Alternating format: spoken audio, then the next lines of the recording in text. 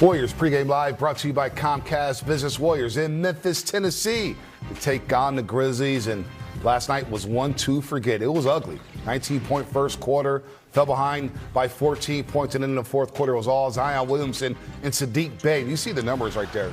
39 points in the first half, 31% shooting in that first half. That's coming off a game Sunday against Denver, in which they scored a season-high 76 points in that first half and made 15 threes.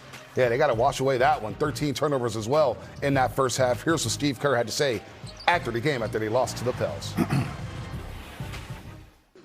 I don't know that down the stretch is what got us. It was just the full, 48 minutes. We had 21 turnovers. We did not execute very well offensively. Spacing was bad. We transition. We had probably 3 potential layups in the first half, and we didn't run. We didn't cut to the rim. We didn't get to the corners. So we just looked a little disjointed. I thought their pressure early, took us out of some stuff. But the game was right there for us. We just couldn't execute well enough. And we, with the injuries we have to play well to win.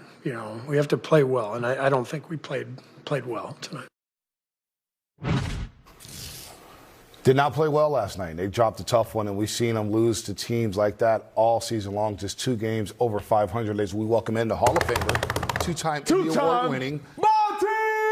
Warriors insider here at NBC Sports Bay Area. Monty Poole, let's get your quick thoughts on last night and what happened with the Dubs. It's hard to say that the Warriors played poorly, but they did.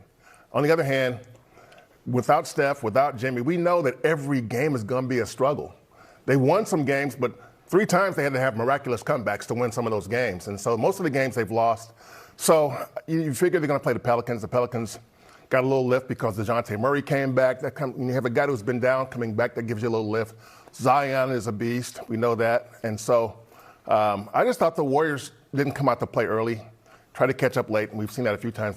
Sometimes they can get it done late. This time they couldn't. Yeah, I mean, they were down 12 after the first quarter. Mm-hmm. And it puts a lot of pressure on you to try to play perfect basketball down the stretch. And no Steph, no KP, no Al Horford, all the veterans, that margin for error gets much smaller. Now you're missing free throws on top of that. They had 21 turnovers as well. All these things, they really cost the Warriors the game. But it's really bound to starting the game early, trying to create some easier shots. I've seen the Warriors settle for the 3-point shot in a lot of cases, but then also, this is a 3-point heavy team. You still have to find ways when your 3-point shot's not falling like it wasn't in the first half. You got to find ways to mitigate and find some easier shots. On stops, run. This is why Steve Kerr keeps preaching pace. When you can get some easy layups, some of those shots just fall because of momentum. Yeah, and with that small margin of error, it is important to get off to a good start. Because if you get buried in that first quarter, it's always hard to come back when you don't have that firepower. And you talk about all those missing players, Steph, Jimmy, Porzingis, last night, Horford. The frustrating thing was, they could have got that game. Because, without Steph, without Jimmy, you're talking about guys that create shots for the role players. But last night, they were creating shots. The lack of defense by New Orleans was actually creating shots and yielding shots that average NBA players on a consistent basis should knock down. They missed a lot of wide open shots that I think if they get tonight, they'll knock down. We'll break it down in just a second here, courtesy of Comcast Business. Every connection counts. And it's the Warriors missing wide open threes. We're going to break it down in just a second. But look at the graphic right here.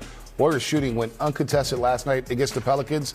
Closest defender within 4 to 6 feet. They were 4 of 8 from 2-point range, with 3 of 11 for the 3-point line.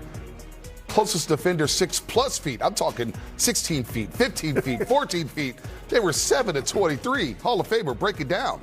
Well, these are shots. Steve Kerr is one of the greatest coaches in NBA history. He couldn't draw this play up if he took a year. Look at this wide open shot. Now, look, you can't draw a play up to get this shot. If that's presented to Draymond or anyone else on the roster, you have to shoot that and knock it down. If they're going to yield these shots, Monty and Festus, you've got to take them. It doesn't make sense to drive in. Don't take that shot and drive into a contested shot. It doesn't make sense. It really magnifies these possessions when you miss these shots because the Warriors are 29th in paint scoring. So they don't really go inside. Matter of fact, when they do go inside, it's D'Anthony Melton creating his own shots. There's a few players, I think Gary Payton II, you see some offensive rebounds, but the Warriors rely heavily on the three-point shot. So when they miss them, it kind of throws everything off. And I think for the Warriors, they got to figure out ways to get easier shots. They got guards in the game, and tonight, D'Anthony Melton is out. So it puts a little bit more pressure on guys like Pods and Pat Spencer to get into the paint and be those ball handlers. But they got to find ways. And in those clips, you see those are easy shots those guys should make. But they still got to find ways to get some layups. When these threes aren't falling, there has to be some variety for the Warriors. You got to ask yourself, too, though, on this roster without Steph, which shooters do you fear on this roster? Not a lot there. Apparently, New Orleans said 0. Yeah. Not a lot there. And all those open shots, and there was nobody they were afraid was going to start killing them. But that's part of the analytical part of the NBA now, where they say a 2-point shot is a bad shot. As to Festus's point, if you're not comfortable shooting that wide open 3, dribble it and shoot a 15-footer or a 10-footer, but shoot an open shot. Do not pass up an open shot and dribble into a contested shot. Right. And shout out to Luka Doncic. Well, and then we'll have that later. You talk about the turnovers.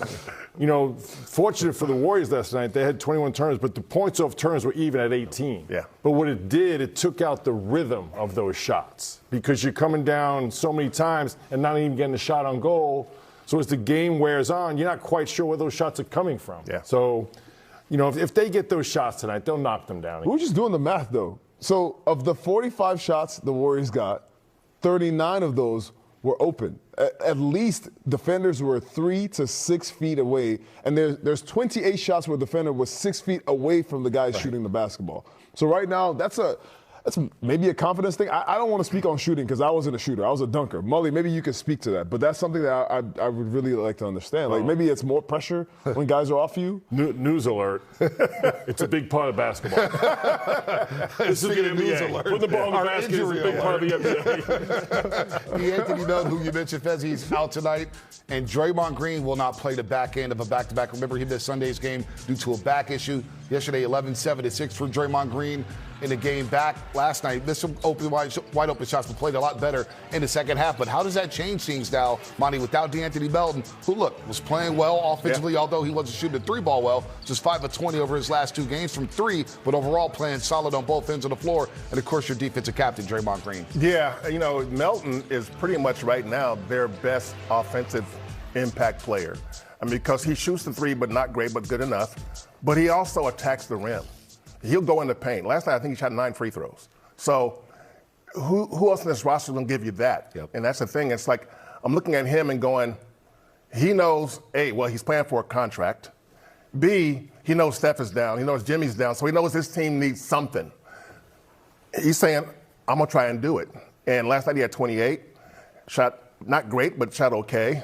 So that's going to be missed because you need somebody else to fill that role, and I don't know who that person will be. He is the leading shot creator for the Warriors without Steph in the game right now. Yep. D'Anthony Melton has been doing a great job attacking the other team's defense. He's been a great on-ball defender. He's leading the team right now in steals without Steph in the game. Plus and minus reflects his impact in the game. But offensively, defensively, with him out the game tonight, it's putting more pressure on Pods. Yeah. It's putting more pressure on Pat Spencer. These guys now have to carry some of the load of the offense. They have to be the guys creating offense. They have to be the ones creating the pace for the game because he also brings this pace control on makes and misses. He gets the ball. He's going right up there in transition. And then defensively, those guys got to guard the other team's best perimeter offensive player. So now, D'Anthony Melton has really continued to show his role. But one thing I loved is I said to him a few months ago, when you take off on a big man, that's when I know you really got your bounce back and you really got your knee feeling good again because he had the ACL injury. And now he did that last night. It's been really special to watch. Yeah, I think what they got to focus on tonight without Melton, without Draymond, is keeping those turnovers down because this Memphis Grizzlies team is similar to New Orleans. Yep. They do not protect the paint. There's no shot blocking. So you can attack the paint early, right? Get some points in the paint, and then look to knock down threes. And I think the fact that Al Horford will be back tonight is a huge factor because He's going to knock down open threes. Yeah, opponents shooting 50% against Memphis in the month of February. In their defensive efficiency, they're 27th in the NBA. So they will give up a lot of points, especially in the paint. Monty, thanks so much, man.